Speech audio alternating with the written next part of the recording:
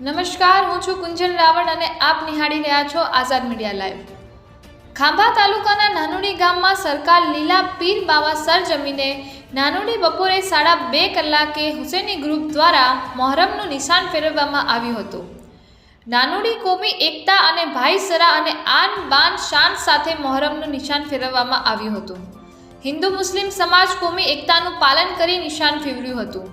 Husaini group નાનુડી હનીફ કુરેશી પત્રકાર, દીવારભાઈ કુરેશી, સરપંચ ઇરફાનભાઈ, અલ્તાફભાઈ, અનવરભાઈ, તકદીરભાઈ, મુનાભાઈ, સલીમભાઈ, રિઝવાનભાઈ તથા નાના મોટા સૌ સાથે મળી કાર્ય કરવામાં આવ્યું હતું।